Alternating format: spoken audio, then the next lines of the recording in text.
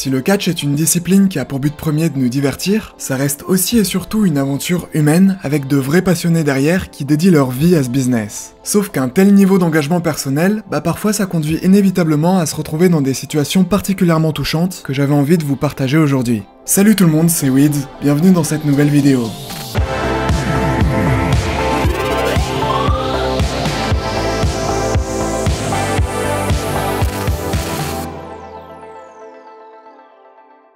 On commence en septembre dernier, durant un épisode de Raw. La catcheuse Zelina Vega fera son entrée dans l'arène puisqu'elle avait un match contre Shayna Baszler prévu ce soir-là. En arrivant près du ring, on pourra la voir se diriger vers des fans, essayant d'y récupérer quelque chose. En fait, avant le combat, depuis les coulisses, elle a vu une pancarte dans le public. Dessus, il était tout simplement écrit « Michael Trinidad a la meilleure vue parmi nous ce soir ». Michael Trinidad, c'était le père de Zelina Vega qui travaillait dans les Tours Jumelles en septembre 2001 et qui va malheureusement décéder lorsque les attentats vont survenir. Au cours d'une interview, elle partagera le bouleversement que ça a pu engendrer dans sa vie et les dégâts psychologiques qui ont suivi. Si aujourd'hui elle est catcheuse, c'est en partie car son père rêvait lui-même d'être une superstar, c'était même un catcheur sur le circuit indépendant, et qui va donc partager plein de moments avec sa fille en regardant la WWE. La superstar préférée du papa c'était The Rock, donc quand Zelina Vega découvrira que The Rock connaissait le nom de son père grâce à son parcours sur le circuit indépendant, évidemment elle aura une immense fierté. Pour en revenir à cette pancarte durant son entrée, en la voyant, la catcheuse ne pourra retenir ses larmes et va ensuite monter sur le ring avec beaucoup d'émotion.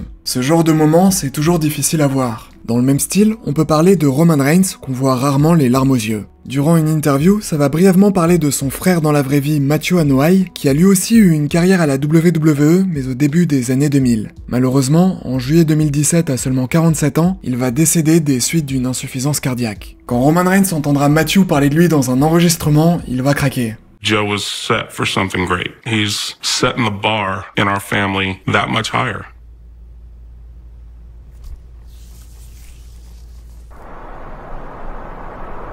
Les hommages dans le catch, ça fait partie des moments les plus durs. Habituellement, on voit tous les catcheurs se réunir pour faire sonner la cloche 10 fois en signe de respect, mais parfois ça peut être un peu plus discret. Prenons Brian Curtis Hildebrand, ayant notamment travaillé comme arbitre du côté de la WCW et qui succombera d'un cancer de l'estomac en septembre 1999. Sachant qu'il était très apprécié en coulisses, la fédération acceptera de réaliser l'une de ses dernières volontés, qu'on mette ses cendres dans la pyrotechnie au début du show.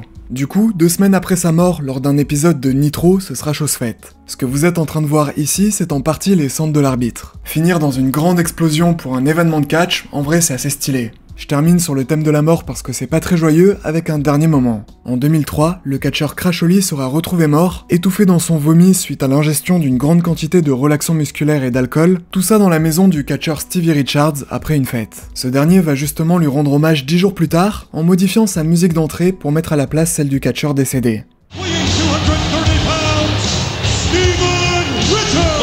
Ok, on va changer de sujet, parlons plus de la mort, parlons du respect. Dans le catch, le respect c'est super important. On respecte les vétérans, ça fait partie des codes du milieu. Mais un catcheur qui à l'époque était plutôt tumultueux, on va dire, c'était Randy Orton. Remontons lors de WrestleMania 21 en 2005, durant lequel il aura le privilège d'affronter l'Undertaker. On parle du plus gros show de l'année, donc évidemment les répétitions sont super importantes. La veille se déroulait la cérémonie du Hall of Fame, et quelques heures plus tôt ce jour-là, c'était le moment des répétitions sur le ring. Mais Randy Orton, sortant d'une fête plutôt arrosée, ne se présentera pas lors de ces répétitions, les plus importantes de l'année. Son père Bob Orton, les agents chargés du match, l'arbitre et l'Undertaker se feront tous poser un lapin par la vipère. Lors d'un documentaire justement, Randy Orton reviendra sur ce moment, expliquant à quel point c'était l'un des plus grands regrets de sa carrière.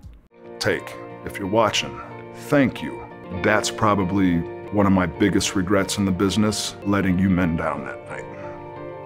Le voir au bord des larmes en expliquant ça, je trouvais que ça méritait qu'on en parle ici. On se dirige à présent lors du Royal Rumble 2025 qui s'est tenu en février dernier du côté d'Indianapolis. La tradition dans cet événement, c'est d'avoir des catcheurs qui font leur grand retour, voire qui débutent carrément dans la fédération. Le Rumble, c'est 30 participants qui défilent à tour de rôle sur le ring, donc évidemment, c'est l'endroit parfait pour les mettre en avant sans forcément avoir à donner impérativement une victoire derrière. Cette année n'a pas échappé à la règle et on aura notamment le retour d'Alexa Bliss en 21e position, qui était assez attendu du côté féminin. Si face aux caméras ça semblait être quelque chose de plutôt positif et prévu à l'avance, en réalité, il s'agissait d'une décision prise un peu à la dernière minute par la compagnie. Normalement, c'était Shotzi qui aurait dû débarquer ici et faire sa première apparition télévisée dans le roster principal depuis un an. Malheureusement, elle se fera remplacer par Alexa Bliss. Le même soir, sur son compte Instagram, Natalya postera cette photo dans les vestiaires aux côtés de Zoey Stark. En regardant l'arrière-plan, on aperçoit Shotzi assise toute seule dans un coin ayant fait le déplacement pour rien. Ça arrive souvent qu'une superstar soit présente physiquement sans être utilisée. Mais ici, surtout quand on sait l'opportunité que ça aurait pu être pour Shotzi, ça fait quand même un petit pincement au cœur. On continue avec les Royal Rumble durant celui de 1999, voyant notamment le champion WWF Mick Foley affronter The Rock dans un I Quit match, le seul moyen de gagner étant de faire abandonner son adversaire. Si l'année dernière on a pu voir The Rock utiliser la mère de Cody Rhodes dans leur rivalité pour se donner un air encore plus détestable, ici on avait déjà eu un moment similaire mais qui pour le coup n'était pas du tout prévu. Faut savoir que la rencontre entre les deux hommes prendra un tournant particulier lorsque Mick Foley se fera menotter, laissant donc carte blanche à The Rock pour s'occuper de lui. C'est 11 coups de chaise en pleine tête qui seront envoyés avant que The Rock ne finisse par tricher, faisant faussement abandonner le catcheur KO au sol. Mais ce qui nous intéresse est un petit détail assez horrible. Au premier rang ce soir-là se trouvait la famille de Mick Foley, c'est-à-dire sa femme et ses 2 enfants, venus spécialement assister à la rencontre. Leur réaction face au coup de chaise était assez difficile à voir.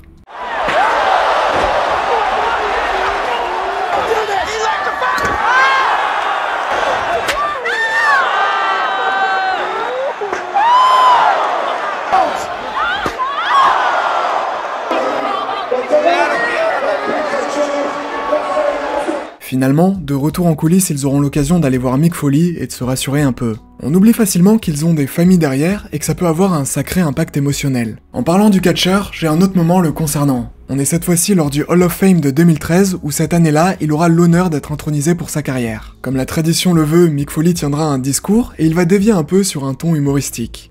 I never beat Chris Jericho.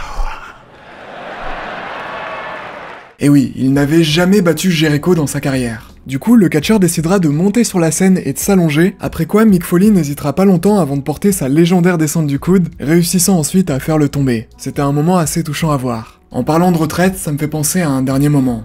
On termine donc avec Batista, aujourd'hui complètement rangé du côté du cinéma. Mais en 2019, on a eu l'occasion de le voir faire un retour pour lancer une petite rivalité contre Triple H. C'est durant WrestleMania 35 cette même année que les deux hommes auront l'occasion de s'affronter dans un combat sur la plus grande des scènes. Ce sera un no holds barred match, autrement dit tout était autorisé, il n'y avait pas de disqualification possible. Finalement, au bout de 20 minutes d'affrontement, c'est Triple H qui après ce pedigree parviendra à faire un tombé pour la victoire. Mais il y a un détail que tout le monde ignorait ce soir-là.